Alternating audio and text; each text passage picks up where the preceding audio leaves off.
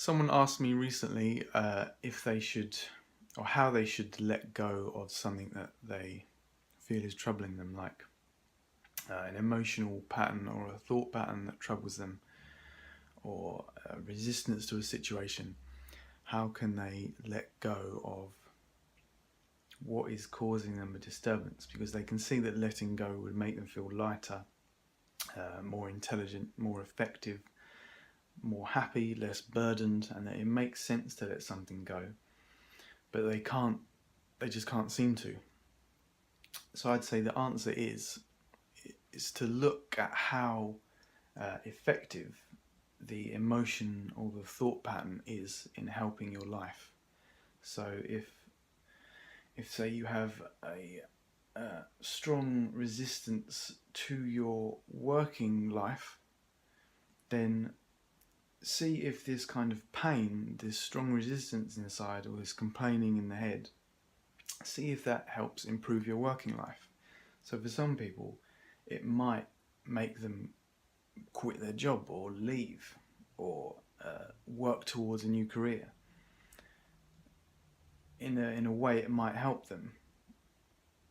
But see in your own situation, in your own circumstances, if your emotion that you want to let go of or your thoughts that you want to let go of, see if they influence your life in a good way. So you might have a problem with someone and you're up at night thinking about what you want to say to them or what you will say to them.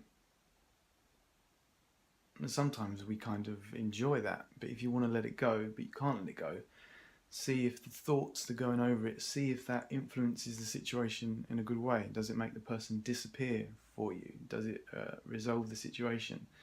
Does it correct their behaviour? Does it really do anything to help? And sense it, feel it, actually see if it's reaching out into your life and benefiting you. And so even if we use the example of someone in a job that they don't like, while they're working their way out of it, perhaps they could question whether they still need the resistance to their old job or not, to see if it's helping.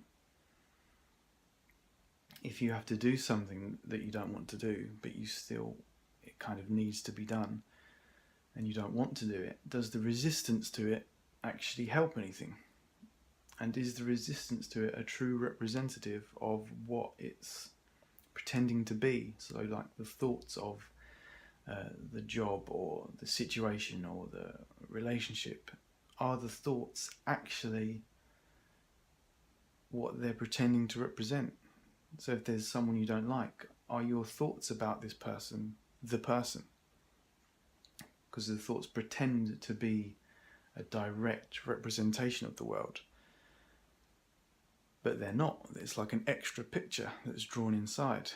It's something extra, and we have to contemplate and feel whether we need this extra picture or not. So if you're doing something you don't want to do, does the extra feeling, the kind of tightness or the resistance or the grumbling inside, does that help? Does that help you do it, or does that help you get away from it?